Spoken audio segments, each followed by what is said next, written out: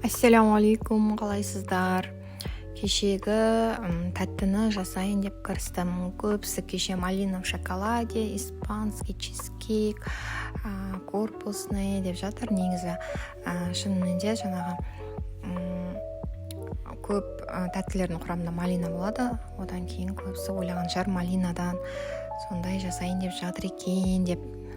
Бұл да әрине малина бар құрамында, бірақ бұл тапсырысқа емес, тек үйде балаларға арнап жасайын деп шештім. Бірінші тестасын дайындап алайын деп, одан кейін мынау вафельницаны алып шықтым. Вафли жасау керек, рожок жасаймыз.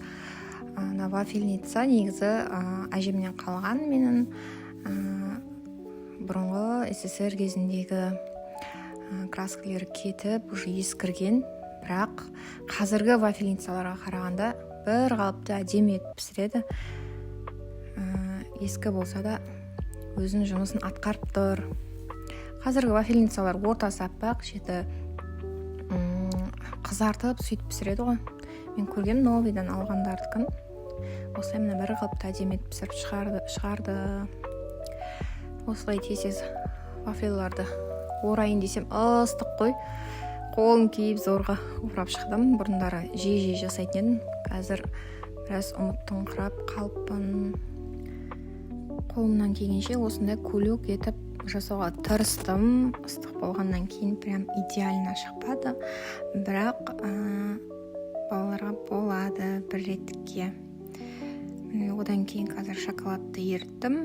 Фисташковый паста, катаифи құрамында болады. Шоколадпен рожоктың ішін толтырамыз.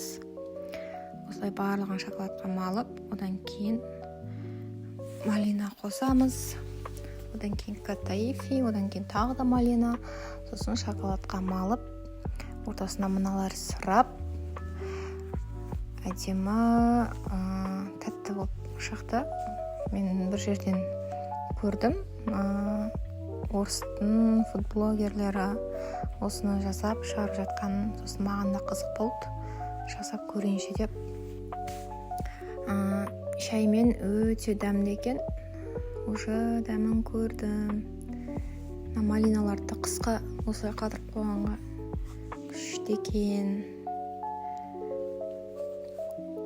Осылай бір қалыпты етіп, сәндеп, мұнда шоколаданы түбі дұрыстап орамағаннан аға берді ғой. Осылай үстіне негізі неше түрлі қылып сәндеуге болады. Орехпен, менде орех бар негізі, бірақ алып шықпадым. Осылай малинамен сәндей салдым. Ішкі көрінісі осындай болды. Өте дәмді.